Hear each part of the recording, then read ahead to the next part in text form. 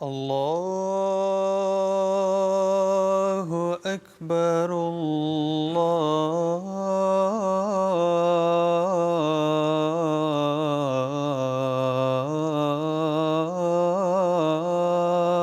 اکبر اللہ اکبر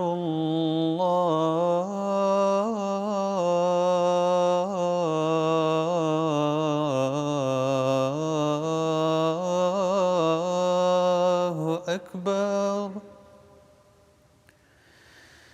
اشہد ان لا الہ الا اللہ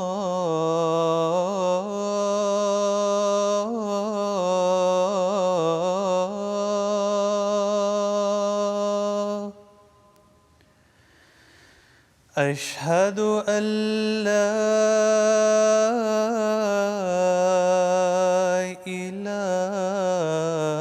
الہ الا اللہ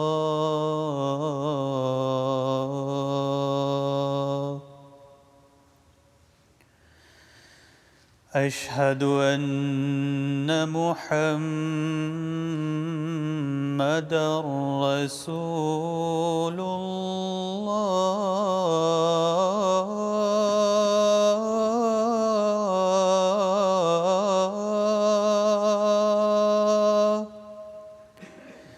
اللہ اشہد ان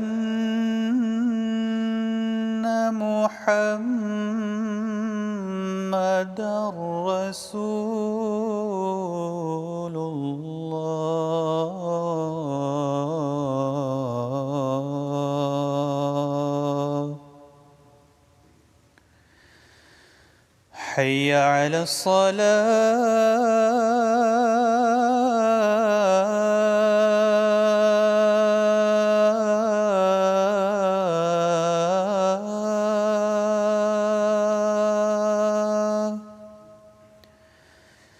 حی علی الصلاة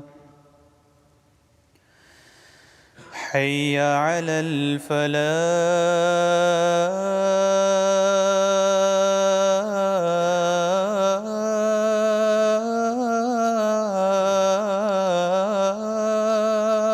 الفلاح حی علی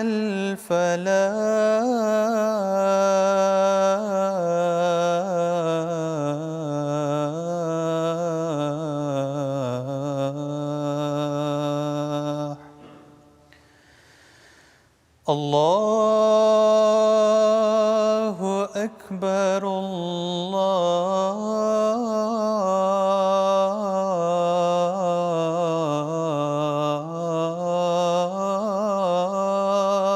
اکبر لا الہ الا اللہ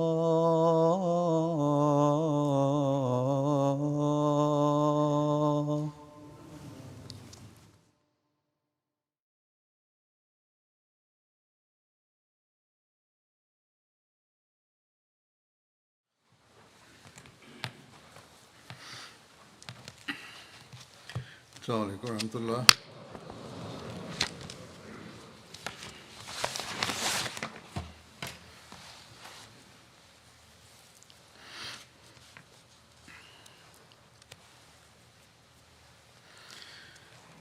أشهد أن لا إله إلا الله وحده لا شريك له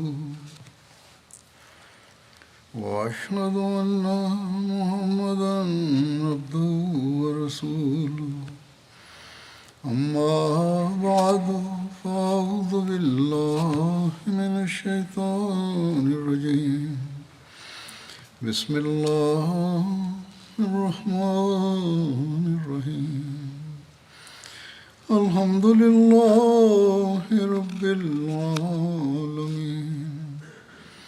الرحمن الرحيم مالك يوم الدين إياك نعبد وإياك نستعين اهدنا الصراط المستقيم صراط الذين أنعمت عليهم غير المغضوب عليهم ولا الضالين.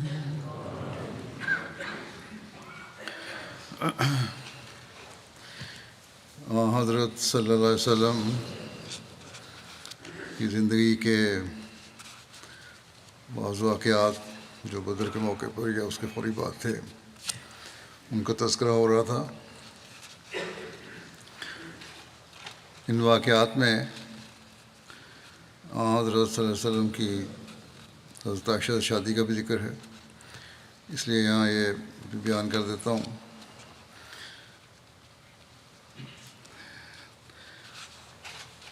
ام المومنین حضرت خدیجہ کی وفات کے بعد ایک دن حضرت عثمان بن مظعون کی بیوی خولہ بنت حکیم نے رسول اللہ صلی اللہ علیہ وسلم کی خدمت حاضر ہو کر عرض کیا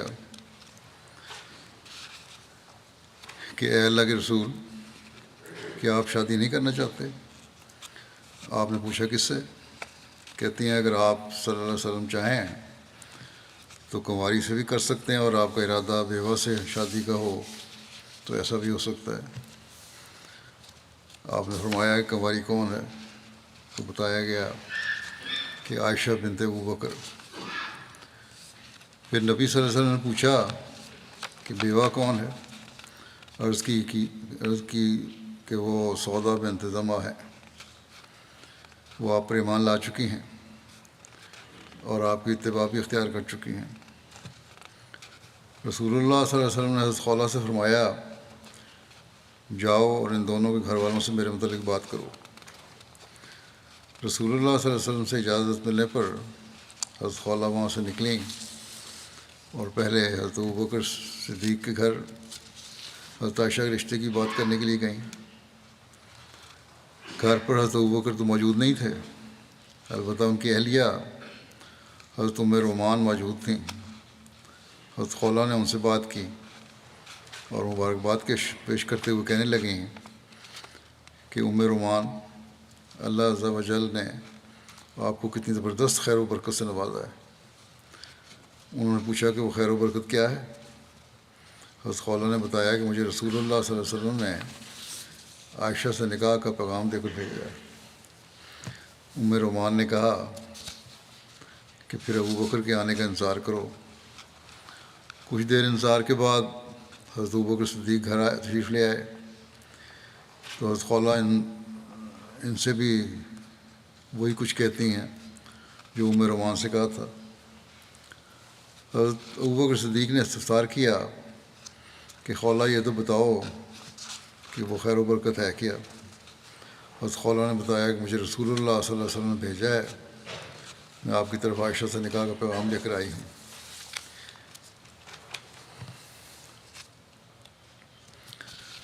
یہ سن کے حضرت ابوبکر صدیق نے کہا کہ کیا عائشہ سے آپ کا نکاح ٹھیک ہے؟ آپ کے بھائی کی بیٹی ہے. ان کو خیال آیا. حضرت خولہ واپس گئیں اور رسول اللہ صلی اللہ علیہ وسلم کی خدمت میں حاضر ہو کر آپ کو حضرت ابوبکر صدیق کی یہ بات عرض کی تو رسول اللہ صلی اللہ علیہ وسلم نے فرمایا واپس جا کے ان سے کہو میں اسلام میں تمہارا بھائی ہوں اور تم میرے بھائی ہو، تمہاری بیٹی سے میرا نکاح ہو سکتا ہے شرعاً، تو اس میں کوئی عذر نہیں ہے. چنانچہ حضرت خولہ واپس گئیں اور حضرت ابوبکر سے یہ بات کی تو انہوں نے کہا کہ انتظار کرو. وہ باہر نکل گئے.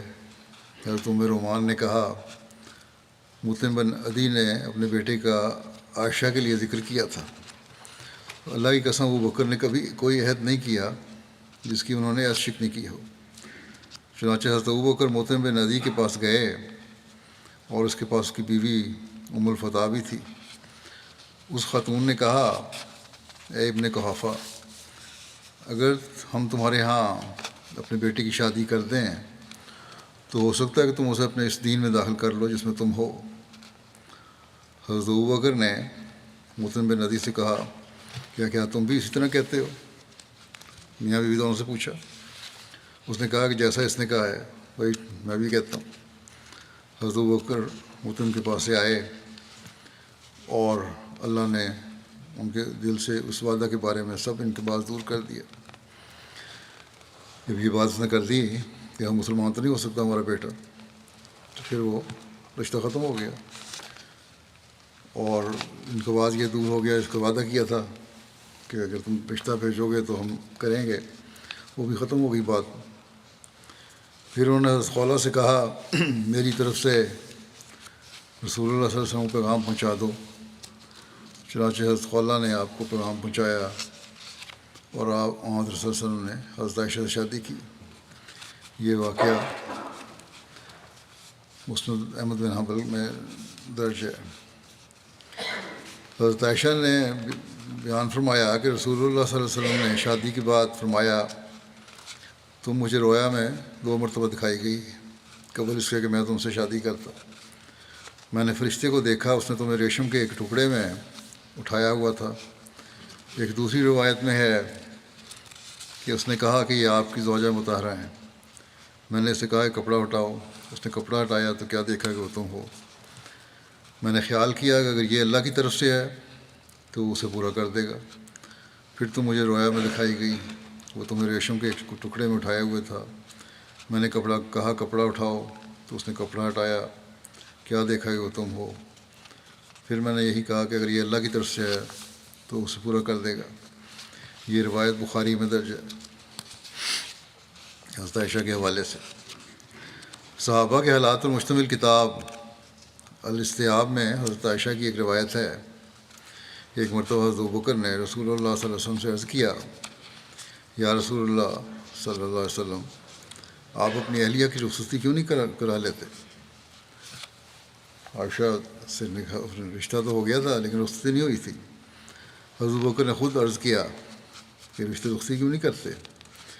آپ صلی اللہ علیہ وسلم نے فرمایا کہ مہر کی رقم میری کی وجہ سے۔ حضرت ابوبکر نے آپ کو 12.5 اوقیہ دیا۔ ایک اوقیہ 40 درہم کے برابر ہے، اور آپ صلی اللہ علیہ وسلم نے یہ مال ہمارے یہاں بھجوا دیا، یعنی مہر۔ شادی کے وقت حضرت عائشہ کی عمر کے بارے میں بھی مورخین اور سیرت نگاروں میں بعد کے راویوں کے بیان کی وجہ سے اختلاف پیدا ہو گیا، اور غیر بھی اس سے بڑے اعتراضات اٹھاتے رہتے ہیں۔ مگر اصولی بات یہ ہے کہ عائشہ کی جب شادی ہوئی تو عمر کے اعتبار سے کسی بھی قسم کی کوئی انوکھی بات نہیں تھی کہ وہاں کے لوگوں کے درمیان کوئی سوال یا اعتراض پیدا ہوتا۔ اگر حیرت انگیز طور پر کوئی غیر معمولی بات ہوتی تو منافقین یا مخالفین ضرور اعتراضات کی بھرمار کر دیتے، لیکن کسی بھی کتاب میں کوئی ایسا اعتراض مذکور نہیں ہے۔ جن کتب میں حضرت عائشہ کی عمر کی غیر معمولی چھوٹی کر کے بیان ہوئی ہے، حضرت عائشہ کی عمر غیر معمولی چھوٹی کر کے بیان ہوئی ہے، اس کے بارے میں حکم و عدل حضرت اقدس مسیح موعود علیہ السلام ان کو بے سروپا اقوال قرار دیتے ہیں۔ فرماتے ہیں کہ حضرت عائشہ کا 9 سال ہونا تو صرف بے سروپا اقوال ہیں۔ کس اقوال میں آیا ہے، کسی حدیث یا قرآن سے ثابت نہیں ہوتا۔ حضرت مرزا بشیر احمد صاحب نے حضرت عائشہ کی رخصتی کی تفصیلات بیان کرتے ہوئے لکھا ہے کہ حضرت خدیجہ کی وفات کے بعد حضرت صلی اللہ علیہ وسلم نے عائشہ صدیقہ رضی اللہ عنہا کے ساتھ شادی فرمائی۔ یہ سن نبوی کا 10واں سال اور شوال کا مہینہ تھا، اور اس وقت حضرت عائشہ کی رشتہ جب کیا تھا 7 سال تھی، مگر معلوم ہوتا ہے کہ ان کی نشو و نما اس وقت بھی غیر معمولی طور پر اچھی تھی، ورنہ کوئی وجہ نہیں تھی کہ خولہ بنت حکیم کو جو ان کے نکاح کی محرک بنی تھیں حضرت صلی اللہ علیہ وسلم کی شادی کے لیے ان کی طرف خیال جاتا۔ لیکن بہرحال ابھی وہ بالغ نہیں ہوئی تھیں، اس لیے اس وقت نکاح تو ہو گیا مگر رخصتانہ نہیں ہوا، اور وہ بدستور اپنے والدین کے پاس مقیم رہیں۔ ہجرت کے دوسرے سال جب کہ ان کی شادی پر 5 سال گزر چکے تھے نکاح پہ، اور ان کی عمر 12 سال تک وہ بالغ ہو چکی تھیں، چنانچہ حضرت ابوبکر نے آن صلی اللہ علیہ وسلم کی خدمت میں حاضر ہو کر رخصتانہ کی تحریک کی، جس پر آپ نے مہر کی ادائیگی کا انتظام کیا، اور ماہ شوال 2 ہجری میں حضرت عائشہ اپنے والدین کے گھر سے رخصت ہو کر حرم نبی میں داخل ہوئیں۔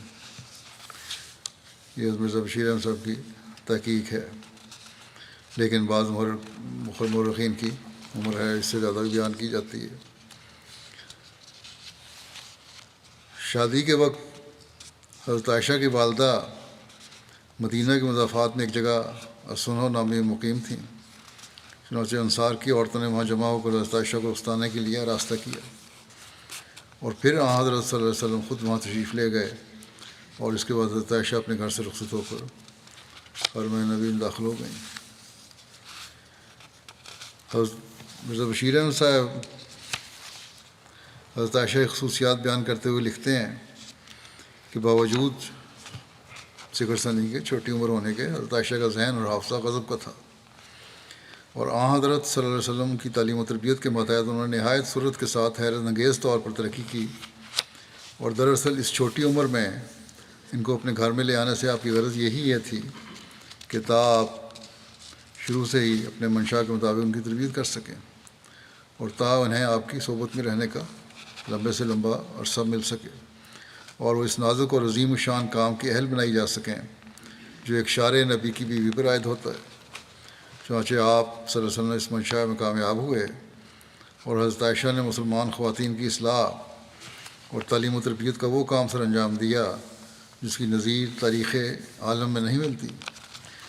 احادیث نبوی کا ایک بہت بڑا اور بہت ضروری حصہ حضرت عائشہ ہی کی روایات پر مبنی ہے، حتیٰ کہ ان کی روایتوں کی کل تعداد 2210 تک پہنچتی ہے۔ ان کے علم و فضل اور تفقہ فی دین کا یہ عالم تھا کہ بڑے بڑے جلیل القدر صحابہ ان کا لوہا مانتے اور ان سے فیض حاصل کرتے تھے، حتیٰ کہ حدیث میں آتا ہے کہ حضرت صلی اللہ علیہ وسلم کے بعد صحابہ کو کوئی علمی مشکل ایسی پیش نہیں آئی کہ اس کا حل حضرت عائشہ کے پاس نہ مل گیا ہو۔ اور عروہ بن زبیر کا قول ہے کہ میں نے کوئی شخص علم قرآن اور علم میراث اور علم حلال و حرام اور علم فقہ اور علم شعر اور علم طب اور علم حدیث سے عرب اور علم انصاب میں عائشہ سے زیادہ عالم نہیں دیکھا۔ زہد و قناعت میں ان کا یہ مرتبہ تھا کہ ایک دفعہ ان کے پاس کہیں سے 1,00,000 درہم آئے، انہوں نے شام ہونے سے پہلے سب خیرات کر دی، حالانکہ گھر میں شام کے کھانے تک کے لیے کچھ نہیں تھا۔ انہی اوصاف حمیدہ کی وجہ سے، جن کی جھلک حضرت صلی اللہ علیہ وسلم کے زمانے میں ہی نظر آنے لگی تھی، آپ انہیں خاص طور پر عزیز رکھتے تھے۔ ایک دفعہ فرمایا صلی اللہ علیہ وسلم نے کہ مردوں میں تو بہت لوگ کامل گزرے ہیں، لیکن عورتوں میں کاملات بہت کم ہوئی ہیں۔ پھر آپ نے آسیہ اہلیہ فرعون اور مریم بنت عمران کا نام لیا، اور پھر فرمایا کہ عائشہ کو عورتوں پر وہ درجہ حاصل ہے جو عرب کے بہترین کھانے شرید کو دوسرے کھانوں پر ہوتا ہے۔ ایک دفعہ بعض دوسری ازواج مطہرات نے کسی اہلی امر میں حضرت عائشہ کے متعلق حضرت صلی اللہ علیہ وسلم سے کوئی بات کہی، مگر آپ خاموش رہے، لیکن جب اصرار کے ساتھ کہا گیا تو آپ نے فرمایا، میں تمہاری ان شکایتوں کا کیا کروں؟ میں تو یہ جانتا ہوں کہ کبھی کسی بیوی کے ہاں مجھ پر خدا کی وحی نازل نہیں ہوئی، مگر عائشہ کے ہاں ہمیشہ نازل ہوتی ہے۔ اللہ اللہ، کیا ہی مقدس وہ بیوی تھی جسے یہ خصوصیت حاصل ہوئی، اور کیا ہی مقدس وہ خاوند تھا جس کی اہلی محبت کا معیار بھی تقدس و طہارت کے سوا کچھ نہیں تھا۔ احادیث میں یہ بھی ذکر آتا ہے کہ آخری ایام میں حضرت سودا بنت زمعہ نے اپنی باری حضرت عائشہ کو دے دی، اور اس طرح حضرت عائشہ کو حضرت صلی اللہ علیہ وسلم کی صحبت سے مستفیض ہونے کا دوہرا موقع میسر آ گیا۔ چونکہ حضرت صلی اللہ علیہ وسلم کو حضرت عائشہ کی تعلیم و تربیت کا خاص خیال تھا، اور وہ اپنی عمر اور حالات کے لحاظ سے اس قابل تھیں کہ ان پر خاص توجہ صرف کی جاوے، اس لیے حضرت صلی اللہ علیہ وسلم نے باری کے متعلق سودا کی تجویز منظور فرما لی، مگر اس کے بعد بھی آپ حضرت سودا کے پاس باقاعدہ تشریف لے جایا کرتے تھے اور دوسری بیویوں کی طرح ان کی دلداری اور آرام کا خیال رکھتے تھے۔ حضرت عائشہ کے خواندہ ہونے کے متعلق اختلاف ہے، پڑھے لکھے ہونے کے بارے میں، مگر بخاری کی ایک روایت سے پتہ لگتا ہے کہ ان کے پاس ایک نسخہ قرآن شریف کا لکھا ہوا موجود تھا، جس پر سے انہوں نے ایک عراقی مسلمان کو بعض آیات خود املا کرائی تھیں، جس سے یہ ثابت ہوتا ہے کہ کم از کم خواندہ ضرور تھیں، اور اغلب ہے کہ انہوں نے اپنے رخصتانے کے بعد ہی لکھنا سیکھا تھا، لیکن جیسا کہ بعض مورخین نے تصریح کی ہے وہ غالباً لکھنا نہیں جانتی تھیں۔ حضرت عائشہ حضرت صلی اللہ علیہ وسلم کی وفات کے بعد کم و بیش 48 سال تک زندہ رہیں، اور 58 ہجری کے ماہ رمضان میں اپنے محبوب حقیقی سے جا ملیں۔ اس وقت ان کی عمر قریباً 68 سال کی تھی۔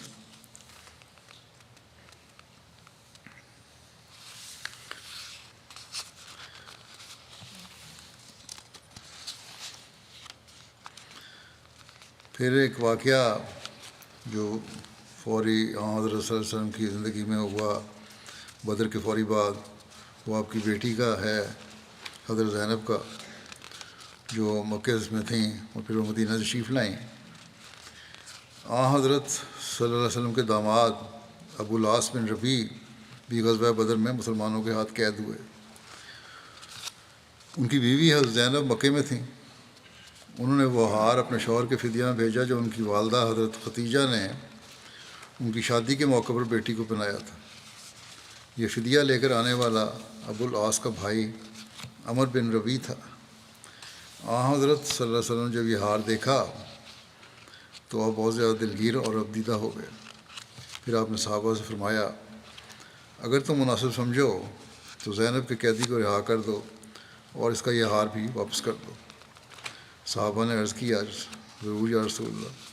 چنانچہ ابو العاص کو رہا کر دیا گیا، حضرت زینب کا ہار بھی لوٹا دیا گیا، مگر حضرت صلی اللہ علیہ وسلم نے ابو العاص کو اس شرط پر رہا کیا کہ مکے جاتے ہی وہ حضرت زینب کو اجازت دیں گے کہ وہ مدینہ کو ہجرت کر سکیں۔ ابن اسحاق کا بیان ہے کہ رہائی کے بعد ابو العاص جب مکہ پہنچا تو رسول اللہ صلی اللہ علیہ وسلم نے زید بن حارثہ اور ایک انصاری کو بھیجا کہ تم بطن یاجج میں ٹھہرو۔ بطن یاجج جو ہے یہ مکہ سے 8 میل کے فاصلے پر مقام ہے۔ یہاں تک کہ زینب تمہارے پاس سے گزرے تو تم اس کے ساتھ ہو جاؤ اور اسے میرے پاس لے آؤ۔ چنانچہ وہ فوراً روانہ ہو گئے۔ یہ واقعہ غزوہ بدر کے قریباً 1 ماہ بعد رونما ہوا۔ ابو العاص نے مکہ پہنچ کر حضرت زینب کو آپ کے پاس جانے کی اجازت دے دی تو وہ زاد راہ تیار کرنے لگیں۔ حضرت زینب بیان کرتی ہیں کہ میں زاد راہ سفر کی تیاری میں مصروف تھی کہ ہند بنت عتبہ نے مجھے کہا، اے بنت محمد صلی اللہ علیہ وسلم، مجھے معلوم ہوا ہے کہ تو اپنے والد کے پاس جانا چاہتی ہے۔ تو میں نے اسے طرح دیتے ہوئے ٹال دیا۔ یہ سن کر اس نے کہا، اے بنت ایسا وطیرہ اختیار نہ کر۔ اگر تمہیں سامان کی ضرورت ہے جو سفر میں تمہارے کام آئے، یا مال کی ضرورت ہے جس کے ذریعے سے تو اپنے باپ کے پاس پہنچ جائے، تو میرے پاس تیری ضرورت کا سارا سامان موجود ہے۔ مجھ سے ان کی بات نہ رکھو۔ خواتین کے دلوں میں وہ رنج و ملال نہیں ہوتا جو مردوں کے دلوں میں ہوتا ہے۔ حضرت زینب نے کہا کہ میرا خیال ہے کہ اس نے یہ بات خلوص سے کہی تھی، مگر میں اس سے خائف تھی، اس لیے میں نے اسے طرح دے دی، وہاں نہ کر دیا۔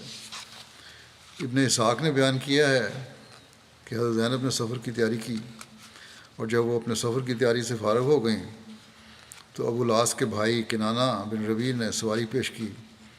اب سوار ہو گئیں اور کنانہ نے اپنی کمان اور ترکش ساتھ لے لیا اور ان کو دن کی روشنی میں اس حال میں لے کر چل پڑا کہ حضرت زینب اپنے ہودج میں تھیں۔ قریش میں یہ بات جب موضوع بحث بنی تو وہ ان کی تلاش میں چل پڑے اور چلتے چلتے ذی طوا میں ان کو پا لیا۔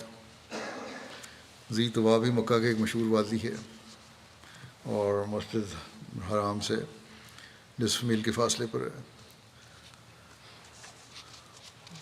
بہرحال سب سے پہلے ان کی طرف حبار بن اسود فہری آیا اور اس نے نیزے سے سواری کو ڈرا دیا، اور حضرت زینب جو کہ حاملہ تھیں ان کا حمل ضائع ہو گیا، اور ان کا دیور تیر نکال کر بیٹھ گیا اور اعلان کر دیا جو میرے قریب آئے گا ان تیروں کا نشانہ بنے گا۔ ایک روایت میں یہ بھی آتا ہے کہ حبار نے سواری کو نیزہ چبھایا تو اس سے حضرت زینب ایک پتھر پر گر گئیں، جب کہ وہ حاملہ تھی، اس طرح ان کا جنین ساقط ہو گیا۔ بہرحال اس میں ایسی یہ واقعہ دیکھ کے لوگ ان کے پاس سے لوٹ آئے۔ پھر ابو سفیان اور اوسائے قریش آئے اور اس کو کہا کہ جوان تیر مت چلا حتیٰ کہ ہم تم سے بات چیت کر لیں۔ چنانچہ وہ تیر اندازی سے رک گئے اور ابو سفیان نے کہا تم نے ٹھیک نہیں کیا، کھلے عام خاتون کو لے کر چلا ہے، حالانکہ تو ہماری جان کی مصیبت اور محمد صلی اللہ علیہ وسلم کے کارنامے کو خوب جانتا ہے۔ جب تو محمد صلی اللہ علیہ وسلم کی بیٹی کو اعلانیہ اور کھلے عام لے جائے گا تو لوگ سمجھیں گے یہ ہماری ذلت اور رسوائی کا موجب ہے اور ہماری کمزوری اور ناتوانی کے باعث ہے۔ کہنے لگا کہ مجھے زندگی کی قسم ہمیں اس کو روکنے کی قطعاً کوئی ضرورت نہیں اور اس کے خلاف کوئی جوش اور جذبہ بھی نہیں ہے، لیکن اچھی صورت یہ ہے کہ تم اس کو واپس لے چلو۔ جب حالات بہتر اور پرسکون ہو جائیں اور لوگ سمجھیں کہ ہم نے اس کو واپس لوٹا لیا ہے تو اس کو چپکے سے اس کے باپ کے پاس لے جاؤ۔ پھر کنانہ نے اس منصوبے پر عمل کیا۔ بقول ابن اسحاق حضرت زینب 2-4 روز مکے میں مقیم رہیں، یہاں تک کہ جب چاہ گوئیاں ختم ہو گئیں تو رات کو چپکے سے حضرت زینب کو حضرت زید اور ان کے ساتھی کے سپرد کر دیا۔ وہ حضرت زینب کو رسول اللہ صلی اللہ علیہ وسلم کے ہاں رات کی تاریکی میں لے آئے۔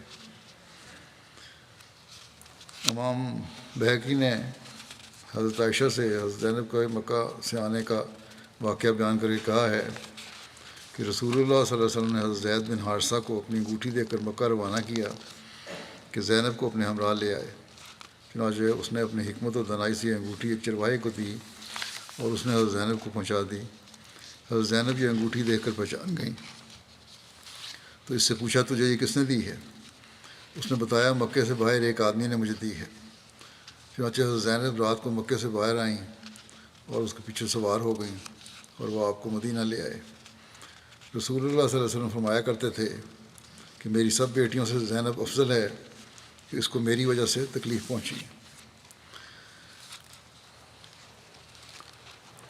حضرت مرزا بشیر احمد صاحب نے سیرت خاتم النبیین میں یہ تفصیل اس طرح لکھی ہے کہ حضرت صلی اللہ علیہ وسلم نے نقد فدیے کے قائم مقام ابو العاص کے ساتھ یہ شرط مقرر کی کہ وہ مکے میں جا کر زینب کو مدینہ بھجوا دیں، اور اس طرح ایک مومن روح دار کفر سے نجات پا گئی۔ کچھ عرصے بعد ابو العاص بھی مسلمان ہو کر مدینہ میں ہجرت کر آئے اور اس طرح خاوند بیوی پھر اکٹھے ہو گئے۔ حضرت زینب کی ہجرت کے متعلق یہ روایت آتی ہے کہ جب وہ مدینہ کے لیے مکے سے نکلیں تو مکے کے چند قریش نے ان کو بزور واپس لے جانا چاہا۔ جب انہوں نے انکار کیا تو ایک بدبخت حبار بن اسود نامی نے نہایت وحشیانہ طریق پر ان پر نیزے سے حملہ کیا، جس کے ڈر اور صدمے کے نتیجے میں انہیں اسقاط ہو گیا، بلکہ اس موقع پر ان کو کچھ ایسا صدمہ پہنچ گیا کہ اس کے بعد ان کی صحت کبھی بھی پورے طور پر بحال نہیں ہوئی اور بالآخر انہوں نے اسی کمزوری اور ضعف کی حالت میں بے وقت انتقال کیا۔ یہ اتنا ہی اس میں بیان کروں گا اس وقت میں ایک دعا کے لیے بھی کہنا چاہتا ہوں۔ جو آج کل کے دنیا کے حالات ہیں ان کے بارے میں، گزشتہ چند دنوں سے حماس اور اسرائیل کی جنگ چل رہی ہے، جس کی وجہ سے اب دونوں طرف کے شہری، عورتیں، بچے، بوڑھے بلا امتیاز مارے جا رہے ہیں یا مارے گئے ہیں۔ اسلام تو جنگی حالات میں بھی عورتوں، بچوں اور کسی طرح بھی جنگ میں حصہ نہ لینے والوں کے قتل کی اجازت نہیں دیتا، اور اس کو حضرت صلی اللہ علیہ وسلم نے اس بات کی حضرت صلی اللہ علیہ وسلم نے بڑی سختی سے ہدایت بھی فرمائی ہے۔ دنیا یہ کہہ رہی ہے، اور حقائق بھی کچھ ہیں ایسے، کہ اس جنگ میں پہل حماس نے کی اور اسرائیلی شہریوں کے بلا امتیاز قتل کے مرتکب ہوئے، قطع نظر اس کے کہ اسرائیلی فوج اس طرح پہلے کتنے معصوموں کو، فلسطینیوں کو قتل کرتی رہی ہے۔ مسلمانوں کو بہرحال اسلامی تعلیم کے مطابق عمل کرنا چاہیے۔ اسرائیلیوں نے کیا، فوجوں نے، ان کا فعل ہے، اور اس کے اور طریقے سے حل کرنے کے۔ اگر کوئی جائز لڑائی ہے تو فوج سے تو ہو سکتی ہے، عورتوں، بچوں اور بے ضرر لوگوں سے نہیں۔ بہرحال اس لحاظ سے حماس نے جو قدم اٹھایا وہ غلط تھا، اس کا نقصان زیادہ ہوا، فائدہ کم۔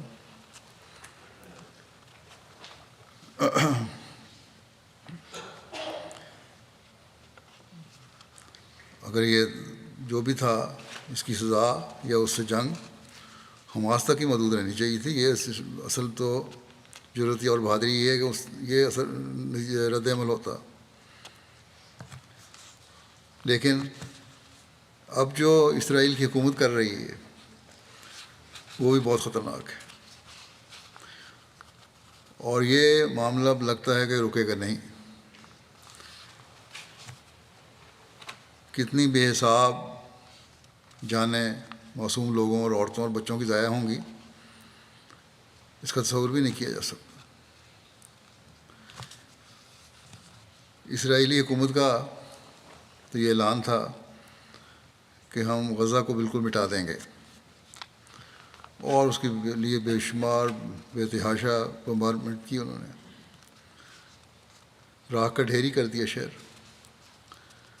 اب نئی صورت یہ پیدا ہوئی ہے کہ وہ کہتے ہیں کہ 1 ملین سے زیادہ لوگ غزہ سے نکل جائیں، کچھ اس میں سے نکلنے بھی شروع ہو گئے ہیں۔ اس پر شکر ہے کہ مری مری آواز سے ہی صحیح، لیکن کچھ آواز تو UN والوں کی طرف سے نکلی ہے کہ یہ انسانی حقوق کی پامالی ہوئی ہے اور یہ غلط ہوگا، اور اس سے بہت مشکلات پیدا ہوں گی،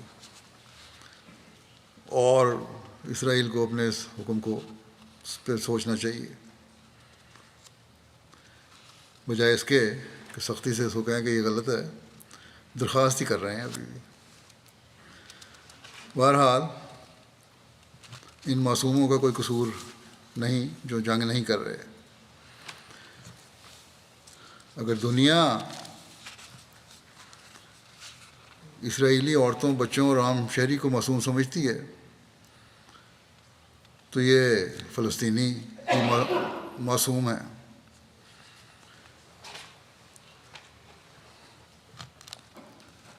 ان اہل کتاب کی تو اپنی تعلیم بھی یہ کہتی ہے کہ اس طرح کا تو غلط جائز نہیں ہے۔ مسلمانوں پر اگر الزام ہے کہ انہوں نے غلط کیا تو اپنے گریبان میں بھی جھانکیں یہ لوگ۔ بہرحال ہمیں بہت دعا کی ضرورت ہے۔ فلسطین کے سفیر نے یہاں ٹی وی میں انٹرویو دیا، عالم BBC کو، اور سوال کرنے والے کے جواب میں کہا کہ حماس ایک ملیٹنٹ گروپ ہے، حکومت نہیں ہے، اور فلسطین کی حکومت کا اس سے کوئی تعلق نہیں ہے۔ لیکن ساتھ ہی یہ سوال بھی اٹھایا، اور ان کی یہ بات درست ہے کہ اگر حقیقی انصاف قائم کیا جاتا تو یہ باتیں نہ ہوتی۔ اگر بڑی طاقتیں اپنے دوہرے معیار نہ رکھتیں یا نہ رکھیں تو اس قسم کی بد امنی اور جنگیں دنیا میں ہو ہی نہیں سکتی. بس ان دوہرے معیاروں کو ختم کرو تو جنگیں خود بخود ختم ہو جائیں گی. یہی باتیں میں اسلامی تعلیم کی روشنی میں ایک عرصے سے کہہ رہا ہوں، لیکن سامنے تو یہ کہتے ہیں ٹھیک ہے ٹھیک ہے، لیکن عمل کرنے کو تیار نہیں.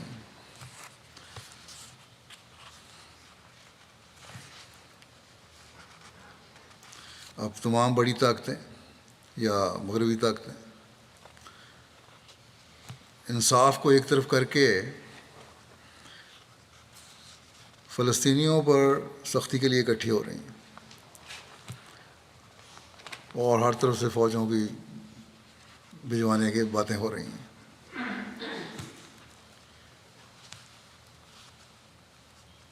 اور مظلوموں کی تصویریں دکھائی جاتی ہیں کہ اس طرح ہو رہا ہے ظلم، اس طرح ہو رہا ہے. غلط سلط رپورٹیں میڈیا میں دکھائی جاتی ہیں اور آ جاتی ہیں. ایک دن یہ خبر آتی ہے کہ اسرائیلی عورتوں اور بچوں کا یہ حشر ہو رہا ہے، ان کی یہ بری حالت ہو رہی ہے. اگلے دن پتہ چلتا ہے کہ وہ اسرائیلی نہیں تھے، وہ تو فلسطینی تھے، لیکن اس کی میڈیا میں کوئی معذرت نہیں ہوتی اور کوئی ہمدردی کا لفظ ان کے لیے نہیں کہا جاتا.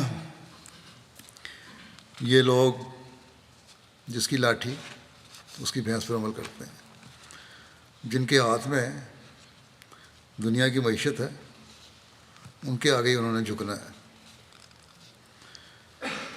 اگر جائزہ لیا جائے تو لگتا ہے کہ بڑی طاقتیں جنگ بھڑکانے پر تلی ہوئی ہیں بجائے اس کو ٹھنڈا کرنے کے. جنگ ختم کرنا نہیں چاہتی ہیں لوگ. پہلی جنگ عظیم کے بعد جنگوں کے خاتمے کے لیے بڑی طاقتوں نے لیگ آف نیشنز بنائی، لیکن انصاف کے تقاضے پورے نہ کرنے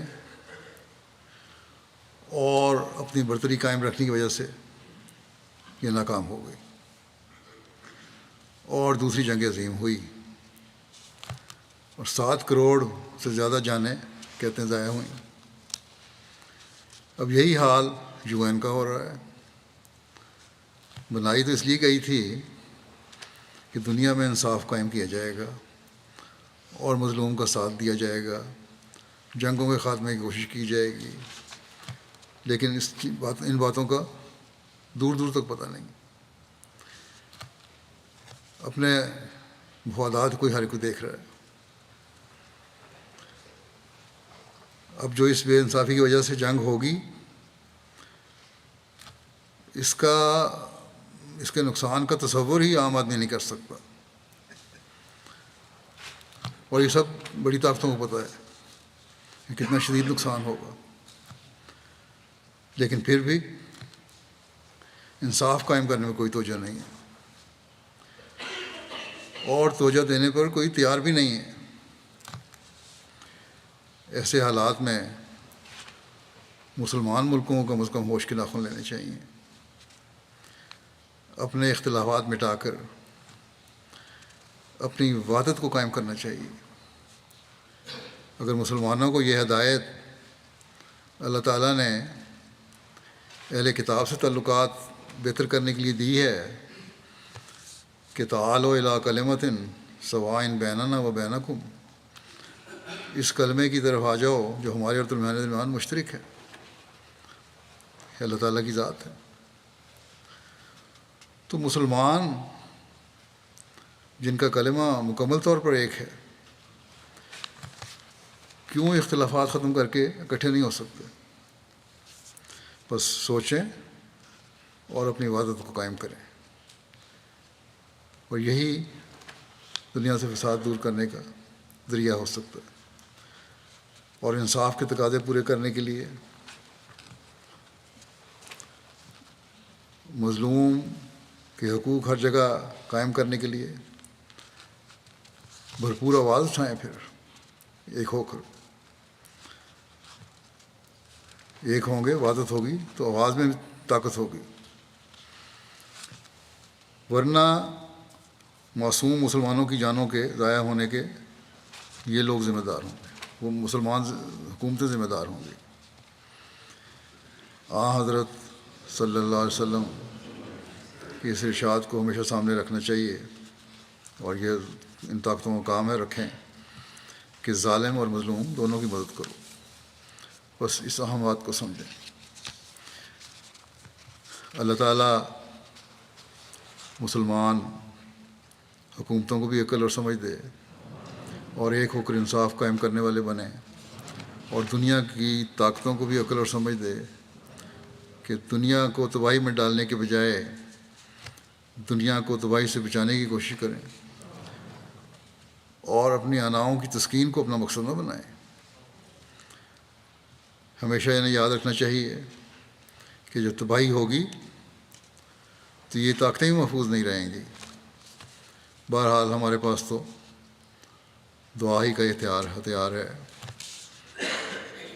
اسے ہر احمدی کو پہلے سے بڑھ کر استعمال کرنا چاہیے۔ غزہ میں بعض احمدی گھرانے بھی گھرے ہوئے ہیں، اللہ تعالیٰ انہیں بھی محفوظ رکھے، اور سب معصوم و مظلوموں کو وہ جہاں بھی ہیں محفوظ رکھے۔ اللہ تعالیٰ حماس کو بھی عقل دے، اور یہ لوگ خود اپنے لوگوں پر ظلم کرنے کے ذمہ دار نہ بنیں، اور نہ کسی پر ظلم کریں۔ اسلامی تعلیم کے مطابق جو ہے حکم، اس کے مطابق اگر جنگیں کرنی بھی ہیں تو اس طرح کریں۔ کسی قوم کی دشمنی بھی ہمیں انصاف سے دور کرنے والی نہ ہو، یہی اللہ تعالیٰ کا حکم ہے۔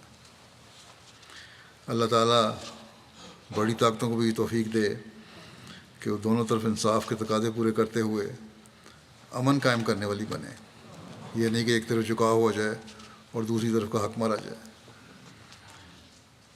ظلم و زیادتی میں بڑھنے والی نہ ہوں۔ اللہ تعالیٰ کرے کہ ہم دنیا میں امن و سلامتی دیکھنے والے ہوں۔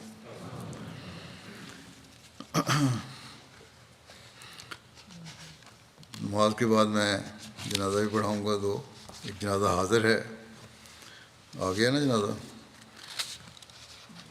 جنازہ حاضر جو ہے وہ ڈاکٹر بشیر احمد خان صاحب کا ہے، یہاں UK میں ہی رہتے تھے، حلقہ مصر فضل میں۔ گزشتہ دنوں 92 سال کی عمر میں ان کی وفات ہو گئی، انا للہ و انا الیہ راجعون۔ آپ حضرت مسیح علیہ السلام کے صحابہ حضرت میر احمد صاحب رضی اللہ عنہ کے نواسے، اور حضرت قاضی محمد یوسف صاحب رضی اللہ عنہ سابق امیر جماعت صوبہ سرحد کے داماد، اور محمد خواص خان صاحب پشاور کے بیٹے تھے۔ مرحوم صوم و صلات کے پابند، خلافت سے گہرا عقیدت کا تعلق رکھنے والے، غریب پرور، نیک اور مخلص بزرگ تھے۔ نصرت جہاں اسکیم کے تحت وقف کر کے یہ ٹچیمان گھانا بھی گئے احمدیہ ہسپتال میں، وہاں انہوں نے خدمت کی توفیق پائی کچھ عرصہ۔ گھانا سے واپس آنے کے بعد اسلام آباد کے دیہی علاقوں میں احمدی ڈاکٹروں کے ساتھ مل کر میڈیکل کیمپ لگانے کی توفیق ملتی رہی ان کو۔ UK شفٹ ہونے پر حضرت خلیفۃ مسیح رابع کے زمانے میں بھی خطبات جمعہ کی ٹرانسلیشن اور خلاصے بنانے کی خدمت بخوبی سے انجام دیتے رہے۔ قرآن کریم سے محبت تھی، باقاعدگی سے قرآن کریم غور و تدبر سے پڑھتے، اپنے بچوں کو بھی ترجمہ سکھایا۔ چھوٹی عمر میں حضرت مسلم موعود رضی اللہ عنہ کے مبارک دور میں ان کو لمبا عرصہ قادیان میں جا کر وقت گزارنے کا موقع ملتا رہا۔ بہت ساری تقریریں حضرت مسلم موعود کی زبانی یاد تھیں، اسی طرح حضرت مسیح علیہ السلام کی کتب کے بعض حوالے بڑے یاد تھے، نظمیں یاد تھیں۔ مرحوم موسی تھے۔ عثمان خان میں اہلیہ کے علاوہ ایک بیٹا اور 6 بیٹیاں ہیں۔ ان کے داماد ہیں ڈاکٹر مسلم الدروبی صاحب۔ وہ کہتے ہیں کہ نماز تہجد کے پابند تھے، ایک معصوم اور مومن انسان تھے، متقی، شجاع اور بہادر انسان تھے۔ خلافت اور جماعت سے غیر معمولی محبت رکھتے تھے۔ میں نے ان سے خلفاء کی محبت جیسی قیمتی چیز سیکھی ہے۔ مرحوم کو تبلیغ کا بھی بہت شوق تھا، اس کے لیے وہ کوئی موقع ہاتھ سے جانے نہیں دیتے تھے۔ مسلم صاحب کہتے ہیں کہ جب میں سیریا اور اردن میں تھا اور مرحوم جب بھی میرے پاس تشریف لاتے تو میں دیکھتا کہ بہت جلد میرے ہمسایوں کے اچھے دوست بن جاتے، نیز میرے گارڈز یا ملازمین وغیرہ سے بہت اچھا تعلق بنا لیتے، ان کو احمدیت کے بارے میں بتاتے رہتے۔ ان کی اہلیہ زبیدہ صاحبہ کہتی ہیں کہ خلافت ثالثہ کے دور میں نصر و جہاں اسکیم کے تحت ان کو مغربی افریقہ جانے کا حکم ہوا اور کامل اطاعت کے ساتھ فوری طور پہ تیار ہو گئے۔ اس کی کہتے ہیں اتنی جلدی تیار ہوئے کہ مجھے بھی اس کی بڑی حیرت ہوئی۔ ہماری بیٹی کہتے ہیں 2 ماہ کی تھی، لیکن آپ نے کہا کہ امام کا حکم ہے فوری تیاری کی جائے۔ چنانچہ ہم 4 بچوں کے ساتھ روا پہنچے، حضور رحمہ اللہ سے ملاقات ہوئی، ہدایت حاصل کی اور واپس بنوں آ کر چھٹی کی درخواست دی اور دعائیں بھی مانگنی شروع کر دیں، کیونکہ اس وقت پابندیاں تھیں حکومت کی طرف سے ڈاکٹروں کو باہر جانے پر۔ لیکن بہرحال اور بھٹو صاحب کا دور تھا، وہ ان کو اجازت مل گئی اور یہ چلے گئے۔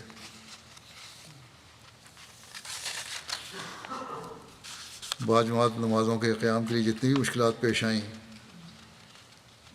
ہمیشہ دعا کرتے تھے کہ یہ حل ہو جائیں کسی طرح، اور پھر ان کو اللہ تعالیٰ حل کروا دیتا تھا، ان کو باجماعت نمازوں کی توفیق ملتی رہی۔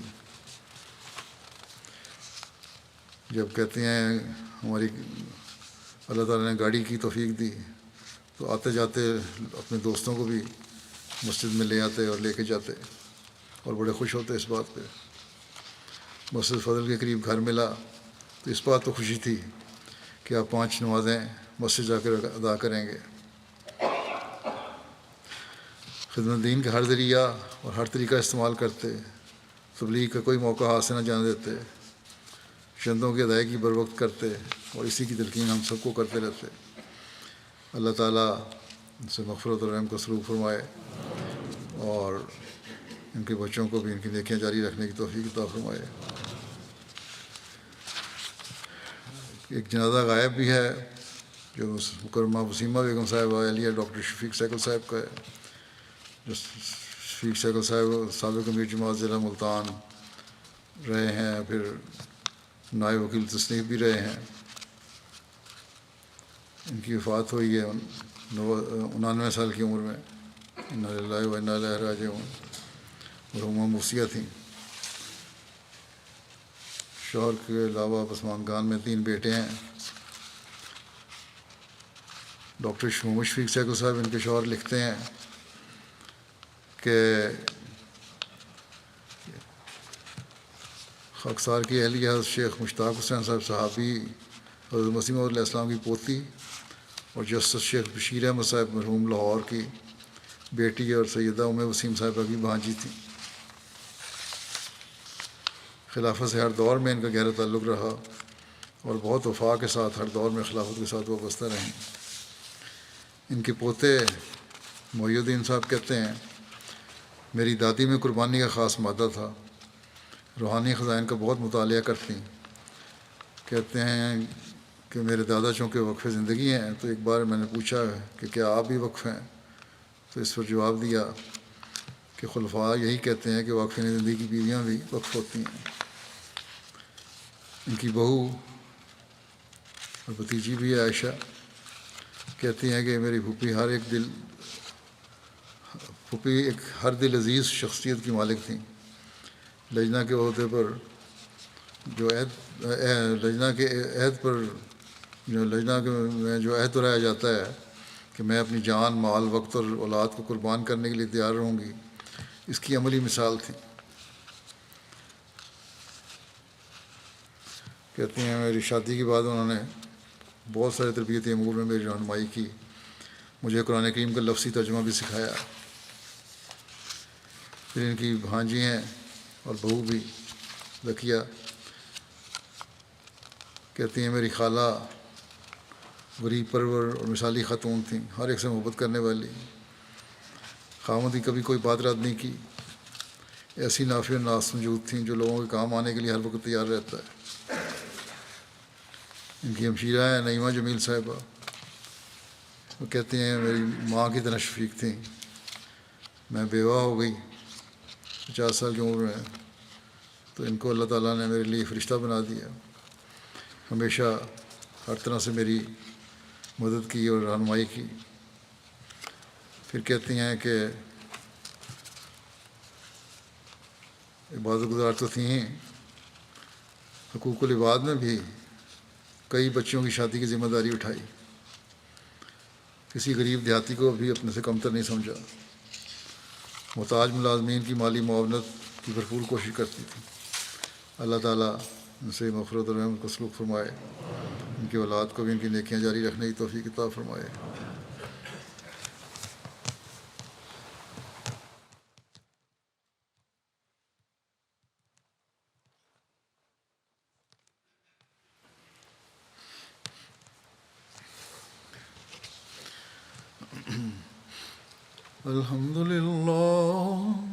الحمد لله نحمده ونستعينه ونستغفره ونؤمن به ونتوكل عليه ونعوذ بالله من شرور أنفسنا ومن سيئات أعمالنا.